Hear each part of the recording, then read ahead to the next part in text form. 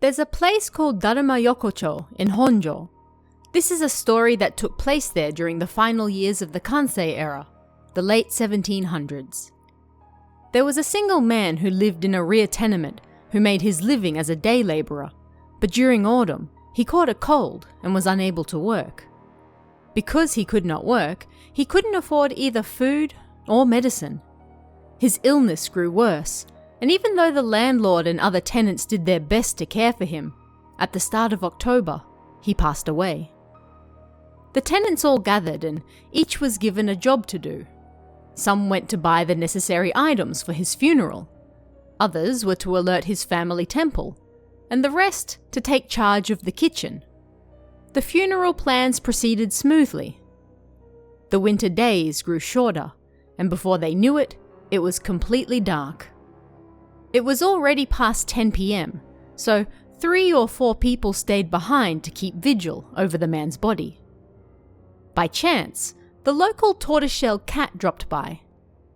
It jumped up onto their laps and closed its eyes in happiness. I heard that if you put a cat in a dead man's pocket, he'll come back to life, one of the people keeping vigil said.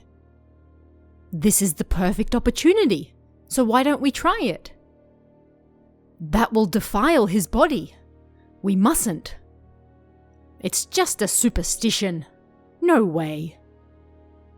Everyone else was opposed to the idea. But he is still young. If we can bring him back to life, then what good luck that would be.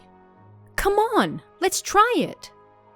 The man insisted, and the others begrudgingly agreed. They placed the cat in the dead man's pocket. Of course, the man's corpse was cold, so the cat tried to escape. They tried again and again, but each time the cat escaped.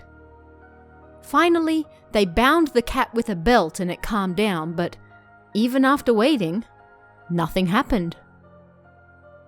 That cat's probably asleep too now.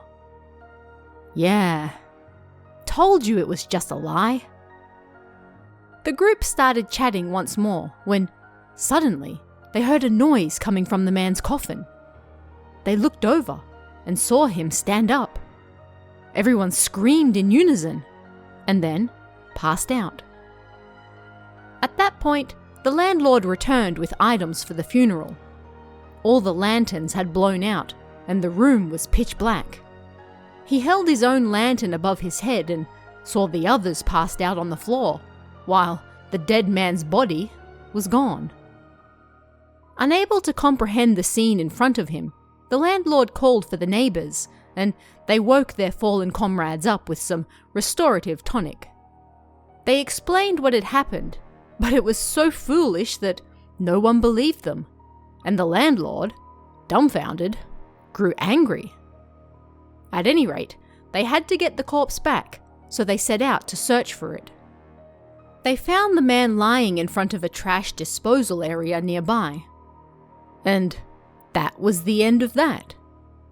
It appeared for a while that things might be taken to trial, but a mediator stepped in and the tenants who were supposed to keep vigil over the body escaped with a mere apology to the landlord, and everything was settled.